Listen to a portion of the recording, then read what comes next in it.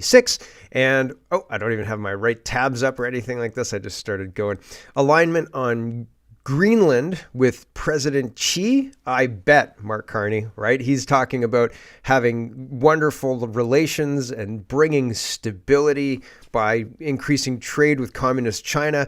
And a whole bunch of people are wondering, what about NATO? What about the Five Eyes? Isn't that a conflict with those security arrangements that we've had for a long time? Isn't aligning with communist China bad when the United States is moving to, well, have the Monroe Doctrine in effect and have the Western Hemisphere under the control of, the United States? Isn't that flying right in the face of that? And I think, yes, I think absolutely. So I bet Mark Carney, and Xi found alignment on a whole bunch of things. I just bet. China and the New Deal Carney signed, we're going to start there because it's bonkers. It's absolutely crazy. The official opposition's pretty quiet about it and certainly doesn't seem to have much of a plan to derail it. Like, we're aligning more with communist China, and then we're going to implement speech laws. We are becoming communist China. I don't know how much longer the United States can tolerate this. And the United States representatives, who are not Donald Trump, are talking about this. Donald Trump was like, yeah, it's fine, whatever, cool. Yeah, they should make a deal. I don't think he knew the details of the deal. But the details are kind of crappy on our side anyway. We get the canola stuff if we let the cars in. But letting the cars in flies in the face of U.S. security anyway. And so I think we're going to hear about it, but not yet, apparently. We're gonna live to regret this, they said, the U.S. representatives. Huge response to Alberta separation petition, hours-long lineup. People are trying to get the lineups through as fast as possible, but people are happy to stand in line in, the middle of winter in Alberta and in Edmonton specifically, and that's interesting. And Greenland, Trump is turning the screws. He says any country that tries to stand in the way of me acquiring Greenland will get tariffs. Tariffs off, everybody will get tariffs. You stay out of my way about Greenland. And again, I can't believe that Greenland is a national security. Sorry, it's cold in my garage this morning, so I've got my heater on. That Greenland is a national security issue. And Canada, who cares about Canada? Have Canada for all I care, says Donald Trump to China about Canada. Right? Like, I can't see that if he's so hell-bent on acquiring Greenland. It doesn't make rational sense to me, so I have questions about that. So there's lots to get to. Let's get to it. First, we've got to start with China. And Cat Canada is responding. There's a 30-second video. Mark Carney's got all sorts of PR saying, oh, China's so good. Everybody loves China. China's great. And Mark Carney says, the Canada-China relationship has been distant and uncertain for nearly a decade. We're changing that with a new strategic partnership that benefits the people of both of our nations. And Cat Canada says, never in my life did I think I'd hear a leader of a Western nation declare a partnership with a communist country. Makes me feel sick. Yeah, doesn't seem very freedom-loving at all. Mark Carney says nearly 2 million Canadians are of Chinese descent, many with family and friends still in China across the Pacific. As we renew this relationship, China has committed to soon allowing Canadians to visit without a visa. Oh, and Alex says they fled communism. And she's not wrong. Greg says some of them are spies. Also not wrong. So two things can be true at once. And yeah, Carney painting this whole, people have lots of family back home in China and, it's a big thing. Sure, I guess if it wasn't a communist country, you could make this argument if it wasn't a communist dictatorship that we had called out for human rights violations just a few years ago. And it doesn't seem there's been any kind of resolution. And then they kidnapped the two Michaels and that was like a big deal. Do you not remember anything that happened the last 5 years? What is going on? Am I taking crazy pills? Brian Lilly is highlighting the Americans saying, yeah, Canada's going to regret this. This is not going to go well for Canada. It's a bad idea. Brian Lilly says, Trump's lead trade negotiator, Jameson Greer, who's briefed on the deal Carney signed with China, says it won't be good for Canada. As I was saying, China, he says, maybe there's more to this post, but it's being suppressed because that's what happens on Canadian internet now. Here we go. Problematic for Canada. There's a reason why we don't sell a lot of Chinese cars in the United States. It's because we have tariffs to protect American auto workers and Americans from those vehicles. The Canadians were trying to get some tariff relief on their own to get ag into there. I think in the long run, they're not going to like having made that deal. All that being said, American cars are still going to be sold into Canada. We have a huge market share there, and I think that the Canadians' dependence on the United States for their GDP, the United States is always going to have an outsized role in that economy. So America is always going to have an outsized role in this Canadian economy, and he specifically calls out the ag thing. He says they wanted to move some electric cars to get access to ag, soybean exports, and correct. And he says long run, that's a mistake. It's a mistake, Canada. And here's a little bit longer color on this. Grace says, well, these guys, she's quoting, I think, but. Yeah, she is quoting. This guy says this is going to be one of the biggest issues Trump's dealing with in the coming weeks. This is a very clear and present danger, to quote a book title. Here we go. Steve, I think this is just huge. This will be one of the big issues that the president's going to have to deal with in the days and weeks ahead. Look, during the Cold War, the Department of Defense, or now the Department of War, had plans for the invasion of Canada. Because during the Cold War, if we somehow lost Alaska and Canada to the Soviet Union, we from the United States were going to have to invade Canada and take them back, because it would be intolerable to have a foreign power right above our northern border, not merely because of the ideas of the Monroe Doctrine, but just commonsensically, that provides us with top cover defense. Alaska today is our main top cover military base to defend the United States. Canada is right there as well. So when we look at what Carney is saying here, he is making, he says, a strategic partnership with a known enemy of the United States. May of 2019, they declared a people's war, Communist China did, against the United States. They've never repealed that. And so Carney, who knows that, has made a strategic partnership with an enemy nation of the United States. Not only does that affect NORAD, but they're a member of the Five Eyes intelligence cooperation. And so we're going to have to reevaluate that Five Eyes relationship with Canada today, not next week, not next month. Today, we're going to have to make a reevaluation of that. We need to evaluate today whether NORAD is secure and whether we're going to be able to rely on Canada at all. What if Canada, under this strategic partnership, allows Chinese troops to operate on Canadian soil? What if we already did that? In some kind of BS, relationship building exercise. This is fundamentally intolerable for there to be a strategic partnership. Let me say, Steve, I'm concerned that the Chinese and the Canadians also just don't think we're serious about what we're doing here. The president is absolutely dead serious. But back to our earlier conversation about illegal immigration, during those Biden years, 200,000 Chinese men of military age, would appear to be special forces, came across our border. What are we doing today to root out those 200,000 Chinese nationals, which appear to be special forces, who are operating here in the United States? So there you go. So, yeah, questions. I have questions. Trump seemed very, very okay with the whole thing. So again, I don't think he was read in on the full situation. Secretary Sean Duffy says, I love my friends in Canada, but they will live to regret the day that they let the Chinese Communist Party flood the market with their EVs.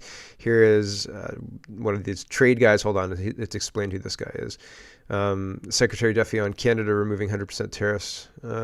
Maybe this is Duffy himself. Here we go. I love my brothers and sisters to the north. I'm from northern Wisconsin. And I'm not going to accuse them of making the smartest decisions all the time. I think they will live to regret the day they partner with China in bringing in their vehicles. I love my brothers and sisters. Yep, I think that he's not wrong, and I think we don't understand that the U.S. is serious, and don't call them Shirley. Here is Philippe Champagne, and he's talking about Qatar, and they ask him about China, and he pivots to how great a partner China is going to be, and he says, we've got to strategically. What did he say? Well, I'll play a minute of this. I think that it's a pivot away from the question. I don't think he's answering the question, but they never answer the question, so I don't know why I'm surprised. But here he is being asked a question and then not answering. Focus on Washington. I just a little bit of Washington. Darn. It's been a couple of days. It's been 2 or 3 days, maybe 1 or 2 days since the last two talking too fast speed. Here we go. Focus on Washington. I just asked you a little bit about Washington. It's good asking. We're in Qatar. We're asking about, but they have a big base around here, so that's okay. Big base. There's some concern in the Canadian business community that all the extra trade deals, the China deals, nice to haves. CUSMA is a must-have. That we might be getting in our own way with all this diversification. Americans might be saying, well, if you don't need us, then they may not see a priority for CUSMA. Can you address some concerns again of the business community? No, way about that CUSMA's got to be the priority. Listen, one thing that we said is that we need to reduce our dependence and increase our reliance. If you're talking about China, China is the second largest economy in the world and our second largest trading partner. So he was being asked about the USMCA, and he pivots to China, and China's the second largest, or whatever he's going to say here. Partner. So I would say for the Prime Minister to find a strategic path forward in engaging with China is necessary for Canada. Just like our European allies have found a strategic way of engaging with China on manufacturing and in many sectors. So I would say, whilst you understand the role that China is playing in the world economy, but also as a partner in terms of trade, you understand how this is important. Now, obviously, we've been blessed by geography. I always remind folks in Washington, we are their largest customer. We buy more from the United States than China, Japan, and the UK combined. But it is clear that in the world where the trading relationship is different, where countries are looking to diversify, I think it is in Canada's best interest to really diversify, engage with partners in the Middle East, in Asia, and we'll continue. You'll see us throughout the year defining this partnership, engaging more, and there's an appetite for Canada in the world. I can assure you, So he carries on and says, people want to buy what we've got, and we don't have the facilities or the ability to even make a pipeline. So we can make a pipeline for China, but we can't make a pipeline to serve ourselves. I have a hard time believing what we're being sold by this liberal government. Yao says, my name is Yao Zhang. I am a Chinese Canadian. I criticize China on my YouTube channel daily and have been targeted by China's transnational repression. I denounce the move by our Prime Minister Carney to take Canada closer to this totalitarian regime and away from our historic ally, the United States. I believe a majority of Canadians do not want this. Carney said China is Canada's biggest security threat before last year's election. Canadians did not vote for this. I did not escape from China for this. Time for demanding a non-confidence vote to take down Carney. Unfortunately, the last 2 times that Pierre Poilievre had an opportunity to take down the government, he chose to support the government, and Max will remind us of the details of the vote later today on the Kitchen Table Talk. But one of them was the budget, where they hid Andrew Scheer behind the curtains and made sure. And people push back on me and say they voted no. They had Andrew Scheer hiding behind the curtains just in case the vote was going to pass, like the vote was going to bring the government down, so he could run in at the last minute and save it. So they did everything they could to pass that budget while pretending to fight against the Liberals in public, just like Jagmeet Singh used to do. Here is Derek. He says, Canadian Prime Minister Mark Carney confirms high-level talks with Xi Jinping, saying they found strong alignment on Arctic and Greenland issues. Here is that. And again, I'm not surprised by that because he's doing what he's told. I had discussions with President Xi about the situation in Greenland, about our sovereignty in the Arctic, about the sovereignty of the people of Greenland and the people of Denmark, and I found much alignment of views in that regard. Why would President Xi want Donald Trump to have Greenland? He wouldn't. So yes, I'm sure because President Xi wants to have Greenland. That's why. And so I'm sure that Mark Carney and President Xi strongly agreed on that. Here is Dan Knight. He says, Mel Jolie responding to a question about Chinese control by highlighting how Canadian firms have been used in China to create, in one case, 30,000 automotive jobs for Chinese citizens probably wasn't her best talking point. So I showed this clip yesterday where the reporter asks, hey, like we have to do burner phones because the Chinese are spying on us. And she says, well, there's been lots of Canadian companies like Manulife and BMO who've been able to do business here. And yeah, not helpful. Not helpful. Here's Andy Lee, and she says, China National Nuclear Corporation is blacklisted by the United States Department of Defense for being part of its military operations. Canada sold them our nuclear technology. And so, not so good. Select Committee on China says the Department of Defense just designated more companies operating on U.S. soil that are part of Chinese military apparatus. And so we're selling nuclear technology to these companies. Whoops. Right? Canada's seemingly doing everything it can to sabotage its place in NATO and G7 security apparatus to replace that with communist China. So, ni hao, everyone. Joe Warmington says Canadians deserve a chance to vote on Mark Carney's deal with China, and they make a pretty robust argument here. Toronto Sun says the U.S. was once Canada's most important consort, but Mark Carney has announced a shift to become more aligned with the communist country China. Whatever you think of the vague new Canada and China financial and cultural handshake to usher in a new world order, one thing is clear: Canadians were not consulted on it. It's not just a trade agreement. Canadian Prime Minister Mark Carney has met with Chinese President Xi Jinping, but a trading of economic partners. The United States was once Canada's most important consort, blah, blah, blah. Not just on canola, battery-operated cars, and perhaps one day oil or natural gas, but on things like security and global governance. Carney is moving Canada closer to communist China and away from democratic but more isolationist America with a minority government, and he did not run on or win an election on such a game-changing platform. There is much to protect in this relationship and much on which to build and much to be gained, Carney told reporters. That's cringy. So leveraging our strengths and focusing on areas of alignment, Canada and China can create greater stability, security, and prosperity for both our nations. And to that end, President Xi and I are announcing Canada and China are forging a new strategic partnership. And that's not good. Canadians should have a say. Canadians didn't vote for this, nor did Parliament. But Carney, who last year said China was Canada's biggest security threat, but Friday announced the New World Order, explained they will focus on 5 key areas where both our nations stand to make substantial gains. Number 1, clean energy. China is building 6 or 7 coal plants a month. Clean energy is not coming out of China. They make solar panels, and they make certain, quote, green technology, but this green technology is bullshit. Like, it's bullshit. Wind turbines, things like that. They make that kind of stuff. In clean energy, number 1 is clean energy and climate competitiveness, areas in which Canada and China have immense strengths and complementary strengths. Early analysis shows China is building coal plants while Canada is pushing forward with transitioning to electric arc furnaces to make steel at Algoma Steel at Sault Ste. Marie.